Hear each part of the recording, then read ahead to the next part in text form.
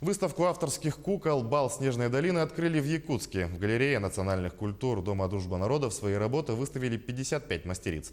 Основная тема выставки – волшебные сказки. Светлана Федорова ознакомилась с творчеством умелец.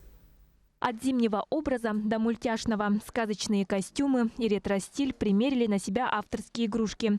Статичная кукла грациозна и изящна всегда. Пример тому работа Айталины Ивановой.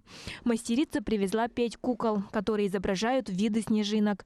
Это лишь часть коллекции Айталины. Композицию рассказывает о том, как мы живем рядом с снегом, и здесь есть 4 вида снега. Девушка-якутка танцует со снегом, и она исполнена и одета в старинную якутскую одежду.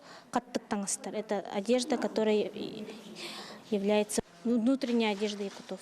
А куклы Надежды Руфовой превратились в необычные елочные игрушки. Мастерица изготавливает их из ваты. Это давно забытая технология, говорит Надежда. Вата очень гибкий материал и лепится как пластилин. Техника простая. Нужны лишь вата и клей. При Советском Союзе еще изготавливали ватные игрушки.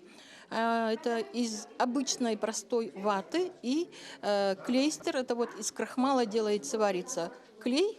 Но в наше время можно делать и из крахмала. Они делаются пошагово, но нужно подождать, чтобы деталь высохла. Помимо работ из ваты и пластика, умелицы представили изделия из войлока, текстиля, полимерной глины. Все куклы такие разные, у каждой свой образ и своя судьба. И каждый посетитель может расшифровать эти персонажи по-своему. Они как будто живые. Жаль, нельзя притронуться руками.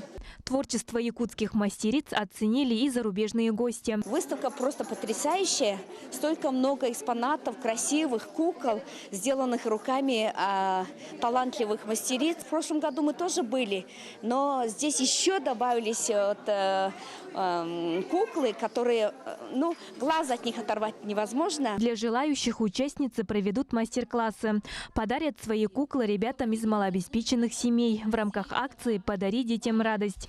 Восхититься мастерством кукольников посетители смогут вплоть до 19 января будущего года. Светлана Федорова, Григорий Николаев, Якутск.